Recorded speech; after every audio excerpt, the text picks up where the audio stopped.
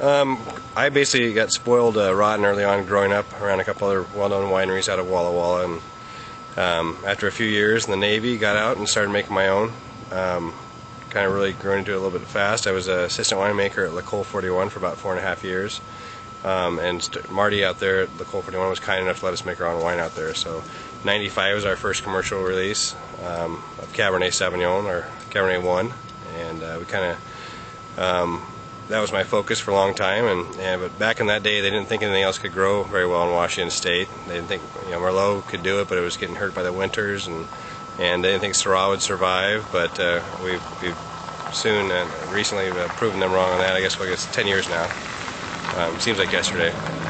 But we started making Syrah in 1999 with our Lewis vineyard, one of our first wines out, and for Syrah, and it did so well. We started making a lot more of it, but kind of the challenge as a winemaker is trying all these wines around the world, and it's kind of a challenge. So you try all these other wines, and you're like, I want to see if I can do that, see if I can do it better, and with our fruit around here, and so we've slowly evolved that into a Bordeaux style blend called Tritina.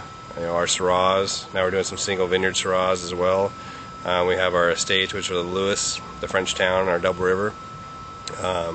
Looking for a couple more vineyards here in the next year or two to plant, and slowly but surely grow with that. Tell us a little bit about Lewis Vineyard, because we started to see that crop up a little bit more with other wineries, but you really have focused on that vineyard for a long time. Yeah, we were one of the, there were a couple people before us out there. It was a fairly small vineyard at the time. We started with 6 acres of fruit. Then right after our first Syrah got third in the World Cup of Syrah, we've gone from 6 acres to having about 80 acres out there now, with our Cabernet, Merlot, and Syrah and a Riesling, all single vineyard from that vineyard. It's a really interesting old Scottish guy that plays the bagpipes at funerals in Prosser named Ken Lewis. At the time the vineyard was called Trailview, because you can still see the trail of the family came over in the Horsehaven Hills from his vineyard. But he was getting up there in the years to where I wanted to actually honor the vineyard with their name, and so I started calling it Lewis Vineyard. And then slowly over time, old assistant winemakers of mine that have now gone out and started their own wineries like Trebuch and a few others have always trying to take a little bit of that fruit as well. I let them have a little bit of that fruit. My cousin from Vapiano gets a little bit of Lewis fruit, and it doesn't hurt us at all to have other good wineries making great fruit from the wines from there as well. So what percentage of your wine comes from Lewis then? Probably two-thirds. Is that right? Yeah. Okay. And you also make some white wines. We do. Last year was the first year we started a Riesling. I absolutely love Rieslings, love cooking, and curries are one of my favorite things to cook. So Riesling is a wine that's really built for that food. So we started a Lewis Vineyard Riesling last year, and that did so well that we actually are doing another one this year for a single vineyard release from Lewis. Doing about 500 cases, because Washington State was really kind of founded on Riesling, and I've had some beautiful Rieslings from 1983 and prior from Washington State that are showing gorgeous still. So it's a great white wine that can age, and it goes with a lot of different foods. So I'm making that as well as our Chardonnay, which is called Shirley Mays, which is a dedication to my grandmother who died of breast cancer. So we do a tiny bit of that Chardonnay every year. A lot of proceeds go to the Susan G. Komen Breast Cancer Foundation.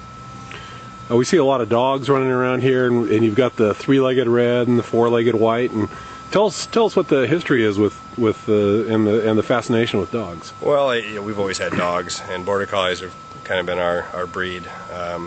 Way back when I was an intern at Hogue Cellars when I first started in the industry, and saw a little dog get attacked by a pit bull, and broke it up and financed his recovery, and that's my 3-legged dog, and his name's Port. But he was getting a little older, so I decided when we started our red table wine program to honor him on the label. So 3-legged red was born. And then last year was our first year ever making Riesling, so before I committed to doing it forever, I wanted to make sure we did it right. And so I came out with a whimsical label, which is, I had to put my father's dog on one label, so that's his dog, Maisie, on 4-legged white. Okay. And you were one of the first 10 wineries in Walla Walla. And it's hard to fathom, 13 years later, that there's 120. Tell us a little bit about your thoughts on the growth that you've seen just in a fairly short period of time. It's to me, it's all good so far. Everybody's coming in with a very, very quality-minded approach, but the better part of it for me is the restaurants. When I started, our best restaurant was 30 miles away in a smaller town called Dayton, little restaurant called Paddock Creek, and it took you weeks to get into there with reservations, and now we actually have some amazing chefs from all over the world coming here to open restaurants, and they're being supported by the wine industry, which is growing. And the town didn't grow for 50 years, and now it's grown quite a bit. So just to be able to support the wine industry and the art industry and music industry that's really popping out here, that's kind of been on the the underscene for a long time, but now it's really growing.